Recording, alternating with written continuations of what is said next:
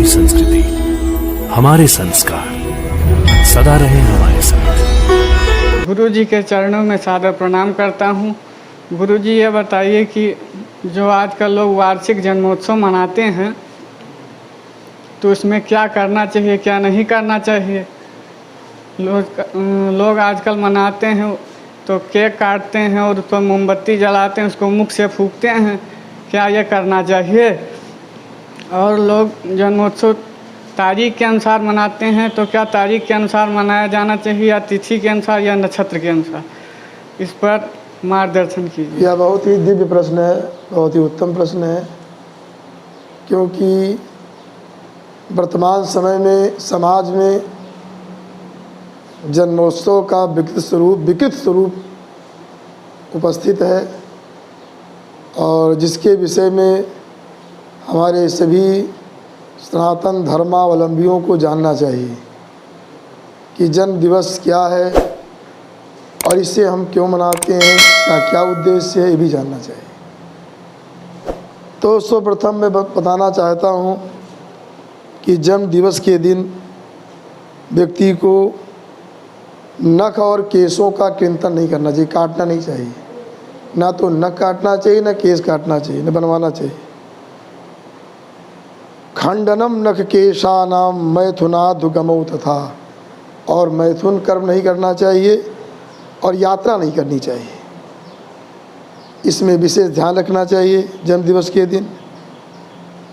और गंदी वस्तुओं को पाना नहीं चाहिए, जो निषिद्ध वस्तुएं हैं उनको नहीं खाना चाहिए। लड़ाई झगड़ा नहीं करना चाहिए, हिंसा नहीं करनी चाहिए। इसको कहते हैं वर्ष वृद्धि, वर्ष वृद्धौ विवर्जयेत। और जो चीज़ें छूने योग्य ना हो उनका, जो गंदी वस्तुएं हैं उनका स्पर्श न करें। और गर्म जल के द्वारा स्नान नहीं करना चाहिए। ये विशेष वस्तुएं जन्म दिवस के दिन निषेध हैं। और इस प्रकार निषेध हो गया। क्या करना चाहिए उसके विषय में बता रहा हूँ। जन्म दिवस जो मनाया जाता है वो तिथि के अनुसार मनाया जाता है। जैसे हमारा जन्म, मान लिया किसी का जन्म हो भाद्रपद शुक्ल पक्ष पंचमी को हुआ तो तारीख कोई भी हो पंचमी को ही मनाएगा। भाद्र पक्ष की शुक्ल पक्ष पंचमी को जन्म हुआ, पंचमी को मनाएगा। तारीख कोई भी हो सकती है। ये तारीख अंग्रेज़ों की, अंग्रेजी तारीख है। हमारा सनातन धर्म है। हमारे यहाँ जो भी, जैसे श्री कृष्ण जन्माष्टमी तो अष्टमी को मनाया जाएगा। भाद्रपद कृष्ण अष्टमी को भगवान श्री कृष्ण का जन्म हुआ था तो उसी दिन मनाया जाएगा। श्री रामनवमी चैत्र शुक्ल पक्ष नवमी में राम जी का जन्म हुआ, उसमें मनाया जाएगा। इसलिए ये तिथियों के अनुसार होता है। आजकल लोग भ्रमित हो गए हैं। वो जो अपना सनातन धर्म के अनुसार जो महीना है, जो तिथि, उसको भूल जाते हैं और अंग्रेजी तारीख के आधार पर मनाते हैं, जो गलत है। ये अधिक व्याप्त हो गया, उसका कोई भी फल नहीं मिल पाएगा।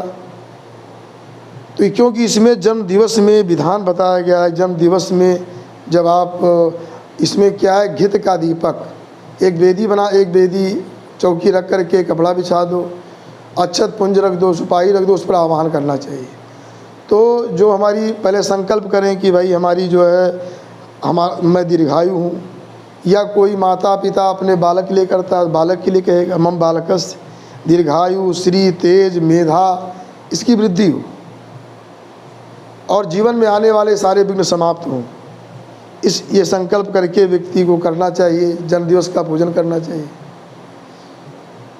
और उसके जो है एक कपड़े में बांध करके, उसमें कपड़े में क्या होना चाहिए, गुग्गुल, नीम की पत्ती, सरसों, पीली सरसों और गोरोचन इत्यादि बांध करके, और जिसका जन्म दिवस हो उसके दाहिने हाथ में बांधना चाहिए। उसका नियम है कि वो 3 दिन तक, तीसरे दिन खोल सकते हैं, उससे अरिष्ट दूर होता है। उसके बाद जब वेदी पर आवाहन किया जाता है, उस पर ध्यान रखें, गणेश जी का पूजन तो सब जगह होता है, गणेश जी का पूजन होगा और कुल देवी का पूजन होगा, कुल देवी का आह्वान किया जाएगा। और जो आपका जन्म नक्षत्र है, नक्षत्र के जो देवता होते हैं उनका पूजन किया जाता है। जैसे किसी का अश्विनी नक्षत्र है तो अश्विनी कुमारों का पूजन होगा। ऐसे जो नक्षत्र हैं सभी नक्षत्रों के अलग अलग देवता होते हैं, और जो जिस तिथि में व्यक्ति का जन्म होता है उस तिथि के देवता का पूजन किया जाता है। इसे क्रम से आप जानते हैं कि प्रतिपदा लेकर के अग्नि, ब्रह्मा और गौरी, इस प्रकार सभी तिथियों के मालिक होते। प्रतिपदा के अग्नि, द्वितीया के ब्रह्मा, तृतीया गौरी, चतुर्थी मालिक गणेश, पंचमी के नाग, इस प्रकार से षष्ठी के कार्तिकेय जी, और सप्तमी के सूर्य, अष्टमी के शिव, नवमी के दुर्गा जी, दशमी के यमराज, एकादशी के विश्वदेव, द्वादशी के भगवान विष्णु, त्रयोदशी के काम, चतुर्दशी के भी शंकर जी, और इस प्रकार से पूर्णिमा के चंद्रमा, अमावस्या के पितृ, ये अलग अलग तिथियों के अलग अलग स्वामी होते हैं। तो जिस तिथि में जिसका जन्म हुआ उस देवता का पूजन करें तो उस देवता की कृपा प्राप्त होती है। और उसके साथ साथ मैं बता रहा हूँ कि प्रजापति, विष्णु, महेश्वर, इष्ट देवता भगवान सूर्य, और स्थान देवता, वास्तु देवता, क्षेत्रपाल, इन सब देवताओं का पूजन करना चाहिए। और एक विशेष पूजन क्या होता है, षष्ठी देवी, षष्ठी देवी का पूजन किया जाता है। और इसके अलावा जो 7 ये 8 दीर्घायु माने जाते हैं, 7 हैं, 8वें जो है मार्कंडेय जी हैं, इनका विशेष करके पूजन करना चाहिए। जिसका बताया गया है कि श्लोक में भी बताया गया है कि अश्वत्थामा बलिर्व्यासो हनुमांश्चा विभीषणः कृपा परशुरामश्चा सप्तैते चिरजीविनः सप्तैतान् संस्मरे नित्यं मार्कंडेय मथाष्टमं जीवेद वर्षशतं साग्र मप मृत्यु विवर्जिता। उसमें अश्वत्थामा का पूजन करना चाहिए। अश्वत्थामने नमः, बलि का बलये नमः, व्यास का व्यासाय नमः, हनुमान जी का हनुमते नमः, भीषण का भीषण का पूजन होता है जन्म दिवस में, इनका ही पूजन किया जाता है। विभीषणाय नमः, कृपाचार्याय नमः, परशुरामाय नमः।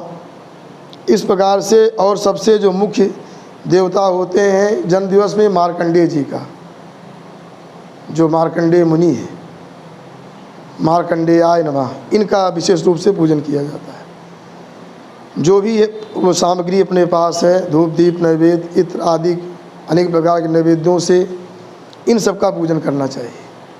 ये आयु को बढ़ाने वाले देवता हैं। और जो एक विशेष नियम क्या है, इस जन्म दिवस के पूजन में मार्कंडेय जी को गोदुग्ध में उसमें तिल और गुड़ मिला करके और वो मार्कंडेय जी को अर्पित किया जाता है।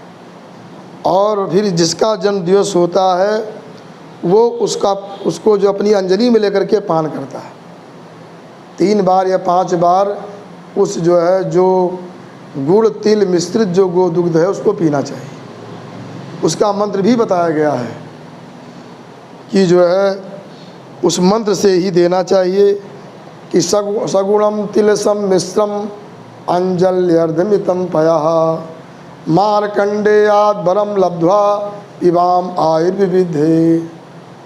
सगुणम तिलसम मिश्रम अंजल्यर्धमितम पयः मार्कंडेयाद वरम लब्ध्वा पिबाम आयुर्विविधे। ये मंत्र है।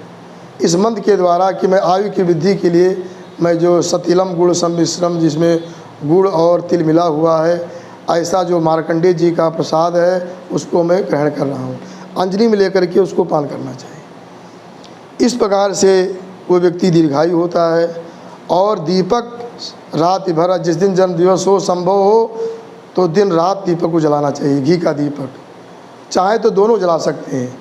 जो देवताओं का पीठ होता है उसके दाईं तरफ घी का दीपक जलाना चाहिए, जो आयु वृद्धि करता है और तेज की वृद्धि करता है। और बाईं तरफ जो है वो तेल का दीपक, सरसों के तेल की दीपक जलाना चाहिए, जो शत्रुनाशक होता है, रोग नाशक होता है। इस प्रकार से ये और मार्कंडेय जी को, हनुमान जी को जो अभी देवता गिनाए गए दीर्घायु लोग, इनको दिव्य पकवान, अनेक प्रकार के जो मिष्ठान, फल भोग लगाना चाहिए और उसका प्रसाद बांटना चाहिए। उसके बाद उनकी और आजकल जो परंपरा आ गई है, जो केक की परंपरा आ गई है, ये हमारे भारतीय परंपरा नहीं है, ये बाहर की परंपरा लोग ले लिए अपने यहाँ की है। और उसको क्या करते न जाने क्या क्या उसमें मिला होता है, अशुद्ध चीज़ भी उसमें मिलाते हैं। और उसमें दीपक को जलाना चाहिए कि दिन रात भर दीपक जले, और दीपक वहाँ बुझाया जाता है। ये सारी उल्टी प्रक्रिया है। इसलिए सनातन धर्मावलंबियों को चाहिए विचार करें और अपना जो सनातन धर्म के अनुसार जन्मदिवस का पूजन होता है उसको करना चाहिए। नहीं आप कहीं ज़्यादा अपने यहाँ पूजन कर पा रहे हैं, इसमें से कोई देवता, हनुमान जी का ही पूजन कर लो, अश्वत्थामा, बलि, व्यासो, मार्कंडेय जी का पूजन कर लो। नहीं सबका स्मरण कर लो, नहीं कुछ करना है जाकर घी का दीपक जला दो मंदिर में, इनका सबका स्मरण कर लो कि अश्वत्थामा बलिर्व्यासो हनुमांश्च विभीषणः कृपा परशुरामश्च सप्तैते चिरजीविनः सप्तैतान् संस्मरे नित्यं मार्कण्डेयमथाष्टमं जीवेद वर्ष शतम साग्र मप मृत्यु विवर्जितः। इस प्रकार से इनका स्मरण कर लो, इससे दीर्घायु आप होंगे। इस प्रकार से और एक षष्ठी देवी होती है, उनका भी जन्मदिवस में पूजन किया जाता है, उनकी भी प्रार्थना बताई गई कैसे करना चाहिए। उसका श्लोक मैं सुना रहा हूँ। जय देवी जगन्मातर जगदानंदकारिणी प्रसीद मम कल्याणी महाषष्ठी नमोस्तुते मार्कंडेयाय मुनये नमस्ते महदायुषे चिरंजीवी यथा तुम भो भविष्यामि तथा मुनि रूपवान वित्तवान आयु श्रिया युक्तम च माम कुरु। इस प्रकार से मार्कंडेय जी की प्रार्थना करें, जैसे आप चिरंजीवी हैं वैसे मैं भी हो जाऊं, या हमारा पुत्र हो जाए, पौत्र हो जाए, रूपवान वित्तवान आयु श्रिया से मैं युक्त हो जाऊं। इस प्रकार से ये पूजन का विधान है और व्यक्ति को इस तरह से भगवान का पूजन करना चाहिए। दीर्घायु जो हमारे ऋषि हैं, जो हमारे देवता, उनका अर्चन करना चाहिए। इससे जो है आयु बढ़ती है, तेज बढ़ता है, मेधा बुद्धि बढ़ती है, जीवन में विकास होता है, प्रकाश होता है। इसलिए आज जो जन्मदिवस की विकृत परंपरा जो व्याप्त हो गई है उसको धीरे धीरे हटाना चाहिए, अपने जो भारतीय सनातन परंपरा में आना चाहिए। ओम इति सम। हमारी संस्कृति, हमारे संस्कार सदा रहे हमारे साथ।